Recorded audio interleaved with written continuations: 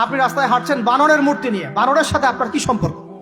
বানরের সাথে বাঙালি সংস্কৃতির কি সম্পর্ক? আমরা কি বানর থেকে আসছি? তাহলে বানরের মূর্তি আমি হাটে নিয়ে হাঁটবো কেন? বানর থেকে আসছে কারা? ওই যে শনিবারে যারা মাছ ধরতে নিষেধ করা হয়েছিল তারপরেও মাছ ধরেছে, আল্লাহ পাক বলছেন ওদেরকে বানর বানিয়ে দিয়েছে। জানেন না এটা? একটা প্রজন্মকে আল্লাহ বানর বানিয়ে দিয়েছিলেন, কোরআনে দলিল আছে। আমরা কি সেই প্রজন্ম? তাহলে বানরের মূর্তি নিয়ে রাস্তায় হাঁটবো কেন? কেন আপনি পেঁচার সাথে আপনার কি সম্পর্ক? পেঁচা কি আমার ভাগ্যের প্রতীক? পেঁচা অমঙ্গলের লক্ষণ? এগুলো কি শুরু করেছি আমরা? না আমরা মুসলমান হতে পেরেছি ঠিক মতো, না বাঙালি হতে পেরেছি ঠিক মতো। ঢাক, ঢোল, ডুগি, তবলা কি শুরু করেছেন আপনারা? আসলে আসলে বাঙালি সংস্কৃতি বলতে কি বোঝাচ্ছেন? এত বাঙালি বাঙালি করে চিৎকার করেন, তাহলে আপনি এগুলো পড়ছেন কেন? কথা বলেন। আমাদের বাপ দাদারা বাঙালি ছিলেন, খাঁটি বাঙালি, তাহলে আমরা কেন এখন জয়ীফ বাঙালি হলাম কেন? জাল বাঙালি হলাম কেন?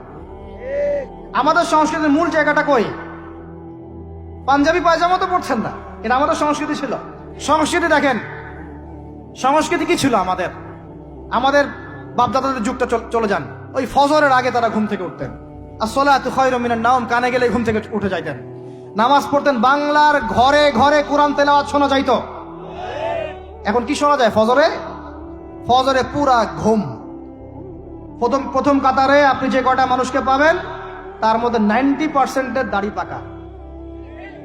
যুবকদেরকে আপনি পাবেন না।